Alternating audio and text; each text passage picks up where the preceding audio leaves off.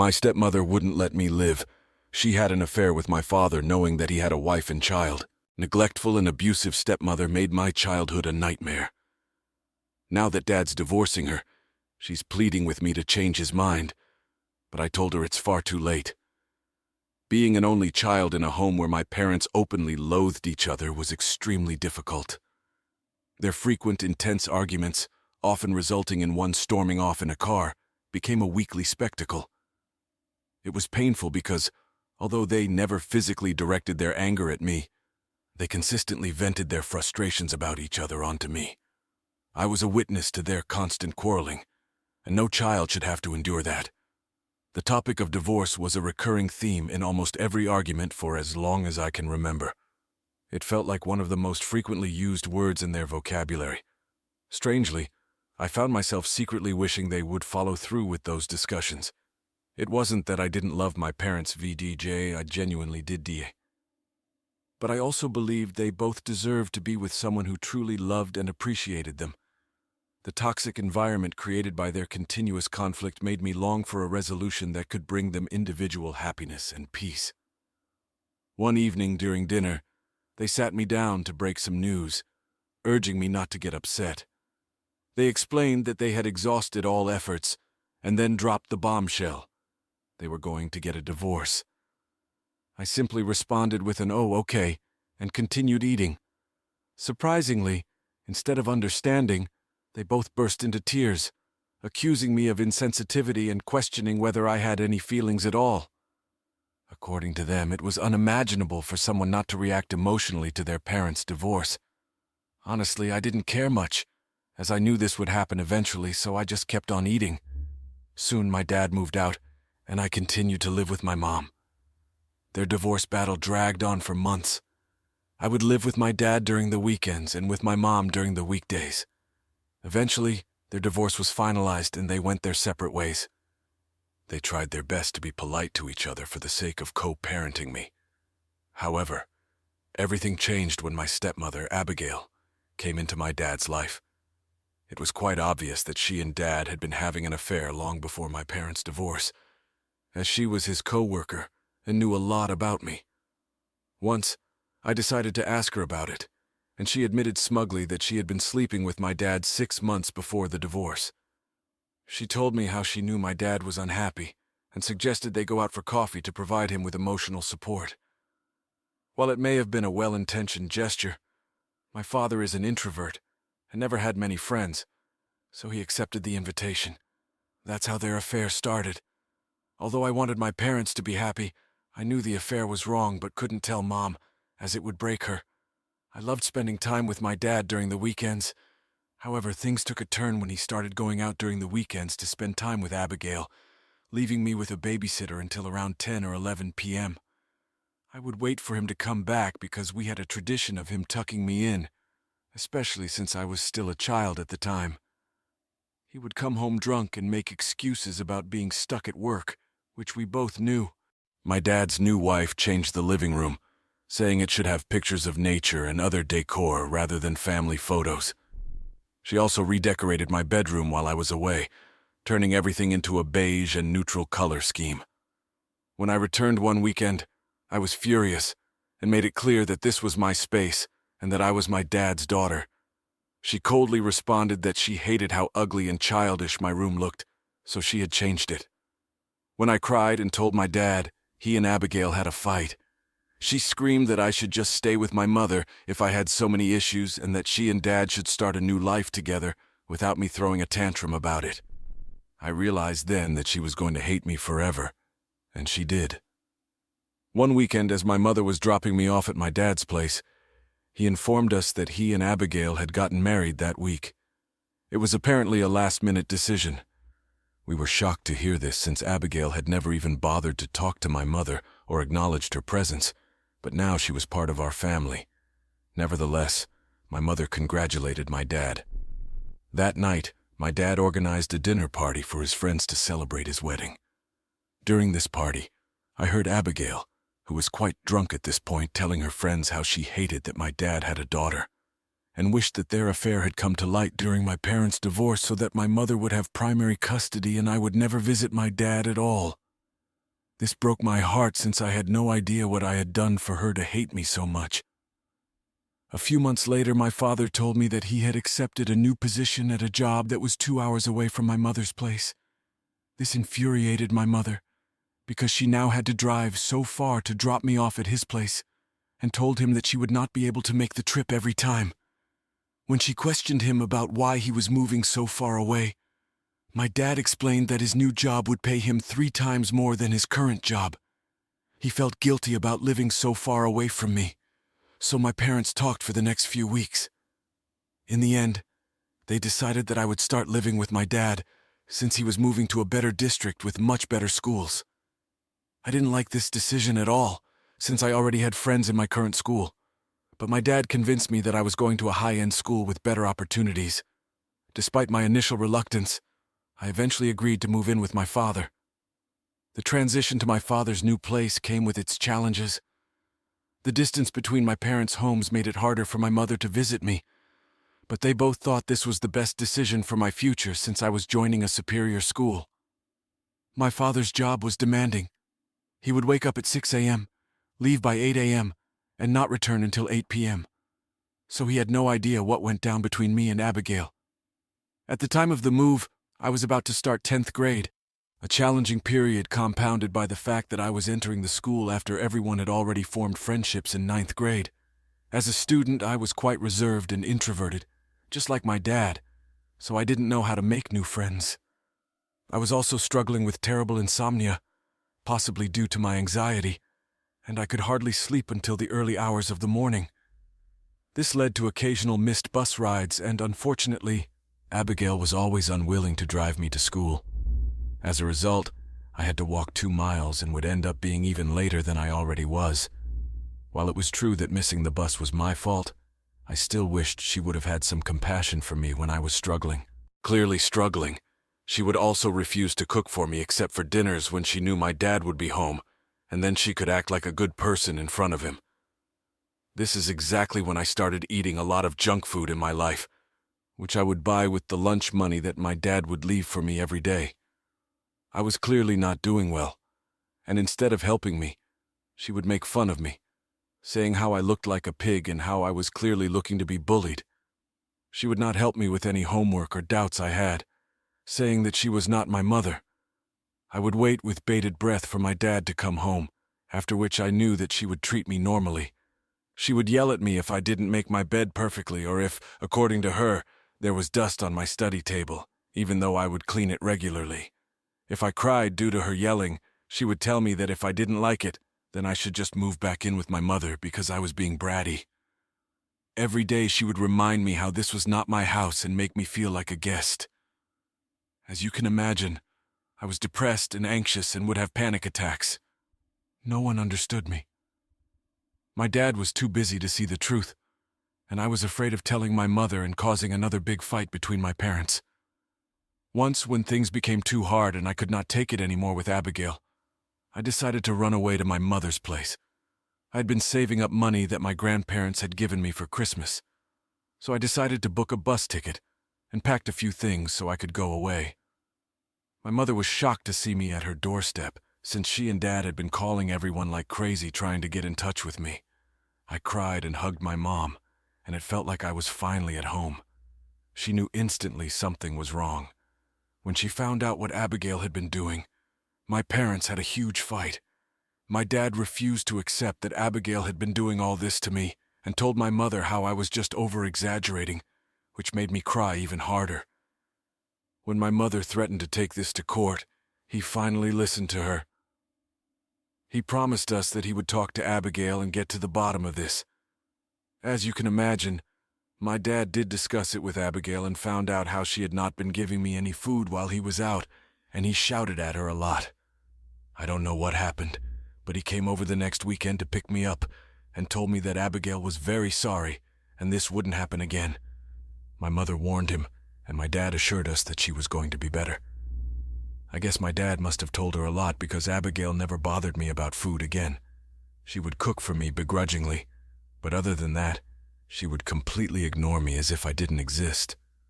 To be honest, I quite liked that since it allowed me to coexist with her in the same house. We would have a few fights here and there, but it was still manageable. Eventually, I managed to complete high school and moved away to college. My dad kept telling me to pick a college in his city, but I knew that I had to go far away from him and his wife. We barely remained in contact since I refused to visit him during my holidays. This would make my dad sad, and he would tell me how I should be a better daughter and how everyone else's child keeps visiting them. But the truth was that after I started staying away from my dad, I could see just how depressed I had been while living with his wife. My brain could finally process how difficult my life had been, and I knew seeing him with her would bring me down again. And I didn't want that. As a result, I was closer to my mom. She would regularly check up on me, and I would visit her every time I got time off from college. When I graduated, my dad and mom were there to cheer me on. Later, I was looking forward to having dinner with my parents just like every other kid. But my dad informed us that he had to drive back home since Abigail didn't like eating alone. This was disappointing to hear, but I had learned not to fight with him when it came to Abigail, so I kept my mouth shut. For the next couple of years, I went on to have a job and eventually met my current partner, Jason. Since he came into my life, everything has changed for the better. His love and support have made a huge impact, bringing joy and a sense of completeness that I had been missing previously. Jason has a great relationship with my mother and has met my dad once or twice, but even those few times, he has expressed to me how he doesn't like the way my dad treats me and prioritizes his wife over me every single time. For example, once when he came to visit me with Abigail, I had planned out the entire day so I could show my dad around my city. I was telling him about this plan on a call when Abigail overheard and started complaining about how she was not in the mood to go anywhere and insisted that she and Dad should spend some romantic time together and that he could meet me later for dinner. My dad tried to tell her that they had come for the sole purpose of seeing me, but she put her foot down, telling him how he never took time off from work so he should spend the day with her and then meet me later in the evening. I did not want to come in between them, so I just kept my mouth shut and accepted her plans. Now coming to last year during my birthday, my dad sent me flowers and ordered a special dish since he could not visit me. For context, I've been a vegetarian all my life, and everyone knows about it.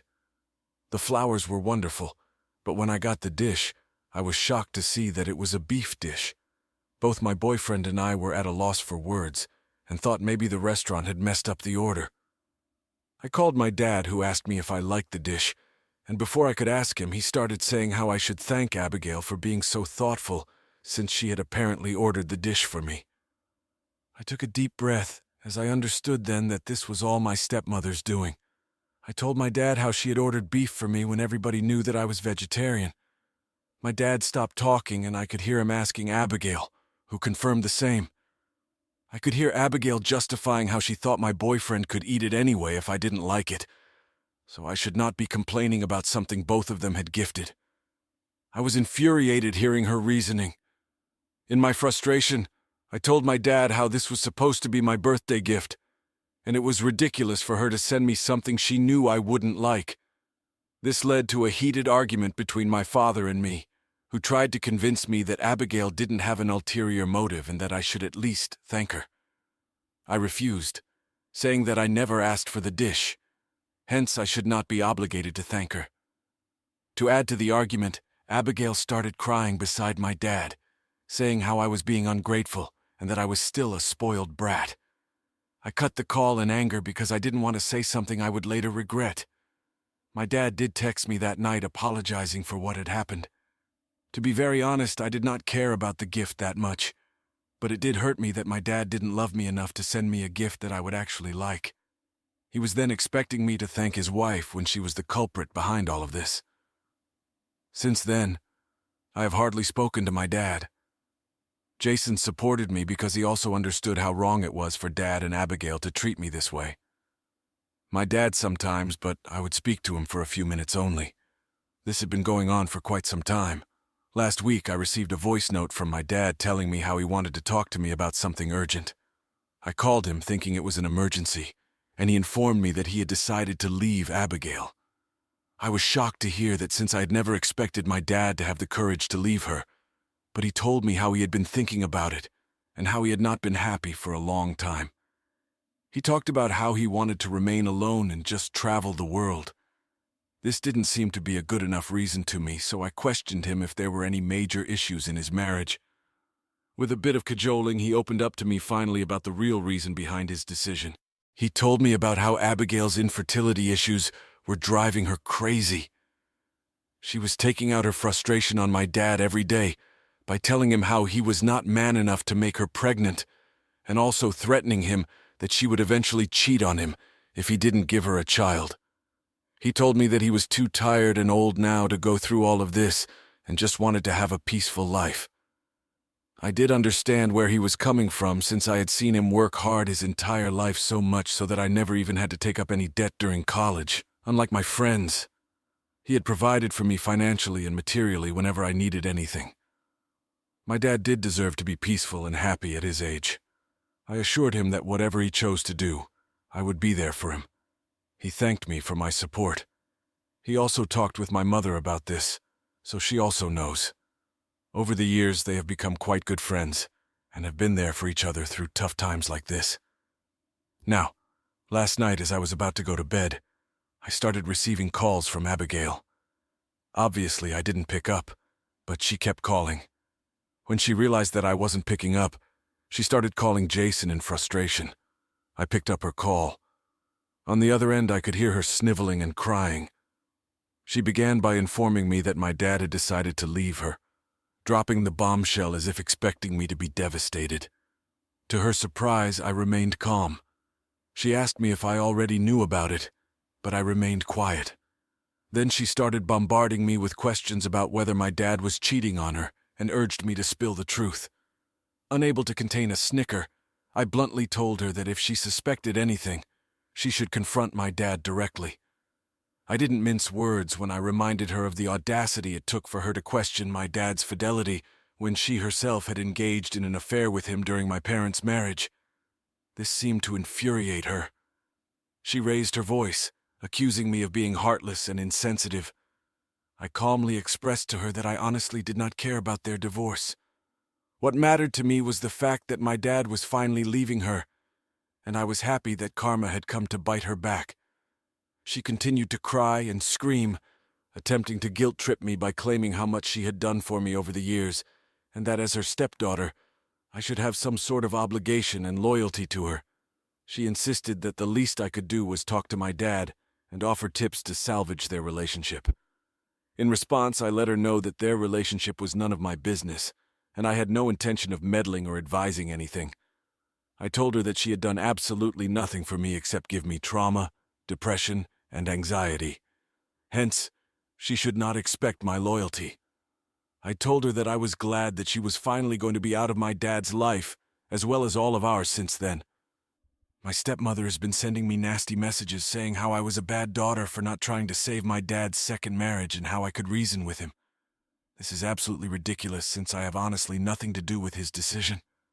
Although I can talk to my dad, I feel like he is making the right decision by leaving her.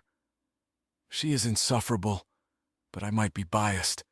Hence, I am on Reddit asking if I'm the a-hole for not helping my stepmother. Update 1. Firstly, I want to express my gratitude for the overwhelming support, comments, and private messages I have received since sharing my story. It's truly heartening to know that there are compassionate strangers out there willing to offer me their perspectives and guidance on this matter. Now, to address some developments since my initial post, I have had conversations with both Jason and my mother about the situation with Abigail. It turns out they share a common sentiment, that my decision not to intervene in my dad's impending divorce is the right one. Jason especially has been a pillar of support throughout this ordeal. He reassured me that my well-being is paramount and that I shouldn't feel obligated to fix a marriage that has long been marred by toxicity. My mother, while understanding my hesitation, has encouraged me to inform my dad about Abigail's harassing messages and provide him with screenshots as evidence. Despite the strained relationship I've had with my father, she believes that he deserves to know the truth. I'm conflicted about this because even though I am well aware of Abigail's manipulative behavior, I also recognize my father is going through a difficult time. It's been a while since we were close, and I'm hesitant to disrupt him further with this news. Nevertheless, I've decided to gather the courage to have a conversation with my dad in the coming days. I'll share my concerns, the impact of Abigail's actions on my life, and the reasons behind my decision to distance myself from their relationship. It won't be an easy conversation, but I believe honesty is crucial, and he deserves to know how his soon-to-be ex-wife is treating me. I will keep you all updated on how the discussion unfolds. Update 2. Hi everyone. It's been a month since my last update, and a lot has transpired during this time. After my initial post, I decided to take the advice of many and talk with my father.